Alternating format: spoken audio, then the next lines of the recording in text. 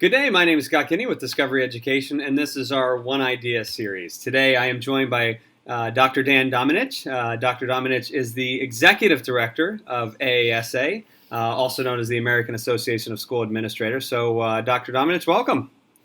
Hey, nice to be with you today, Scott. It's good to see you again. We partnered just recently on the Digital Consortium, which was a great event where we had a number of superintendents from across the country, and I think one of the things that was really exciting for me was to see kind of superintendents in the room really having great dialogue around some of the common challenges they face, some of the opportunities they face together.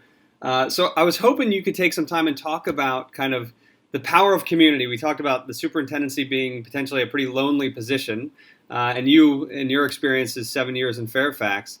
Talk about the power of community, and I'd love to hear a little bit more about how AASA brings people together in some of those environments.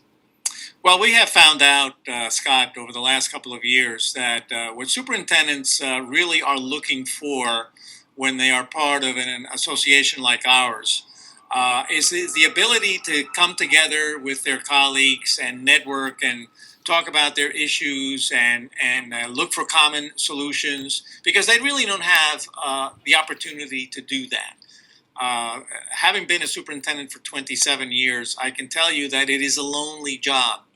You are the only superintendent in your community, and you are basically in charge of that entire enterprise.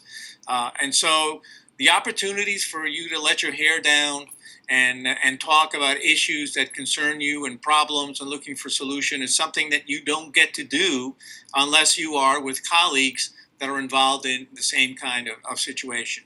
Right. So what we have been doing now for about the last 3 years is bringing our superintendents together in what we call collaboratives, consortiums, groups with common themes. And the Digital Consortium is a perfect example of that. Here we have superintendents that have made the digital leap, have been successful, and to that group with that expertise, we bring others that are just beginning, just getting started.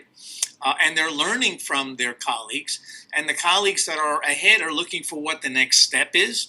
So, for example, we just had in Salt Lake City a meeting of our personalized learning cohort.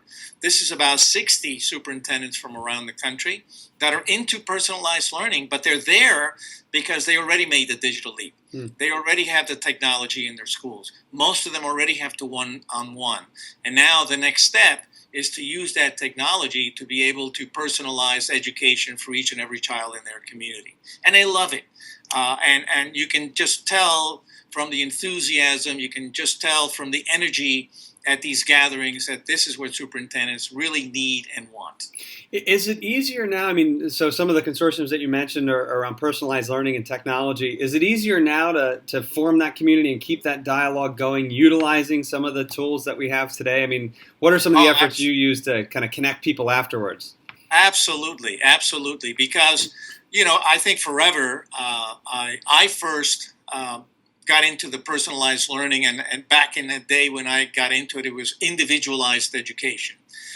In the late 70s, and when I became a very young superintendent. And back in those days, it was the dream to be able to do that, but the reality was that the technology didn't exist. And it was almost impossible for a teacher with your average 25 students in a classroom to individualize instruction. So it was primarily group instruction, and sometimes you'd be able to break into groups and provide some group instruction while the other kids were engaged in something else. But it was still not individualized. Today, with the 21st century technology that we have, it is possible. You can do it. There are just amazing programs out there for youngsters to be able to go online with a computer, with a tablet, with other students and sharing information. I mean, it's just fantastic. And the great thing is when you visit school systems that are doing it and you see it happening firsthand and you realize, wow, this is not the education of the future. This is education today. It's happening. It can happen. And our objective is to make sure that it happens in every school district in America. That's great. And one of the things I'm always happy to see is that education is kind of a non-competitive sport, if you will. I'm always inspired by the collaborative nature of the conversations. And so I mean, do you find that it seems like people, specifically superintendents, really want to share what they're doing, some of their challenges, and they're fairly open across those Absolutely, folks? absolutely. And Scott, we're using the technology to do that. Our superintendents are on Voxer, which is an app, an audio app. Where Right. you set up groups, and somebody comes on and they say, "Hey, does anybody know what I could do for this particular thing, or are you doing something in this line?" And then everybody else that's part of that network can jump in with, "Yes, we're using it. We're using that program, and it's working well." There are the blogs. There's the Twitter feeds. There's the LinkedIn. So there's any number of vehicles that and social media that the technology now offers for these superintendents to be able to stay together all the time, not just when they come together face to face. Dan, aside from technology, what are some of the big issues that you're focused on at AASA and some of these gatherings? I mean, is ESA a big thing? What are the hot topics, if you will, from your perspective? Well, we are dealing, of course, we played a major role in reauthorizing ESEA, leaving no child left behind, and going into this new law, ESA, the Every Student Succeeds Act. So we're very much engaged in that, and we're very much engaging our members in terms of getting from them what they need from this new law, as well as communicating the changes in the new law so they can begin to make their plans. Because we do have, a lot of people think that the law is in place, in effect now. It's not. It really doesn't go into effect till September of 2017, that school year.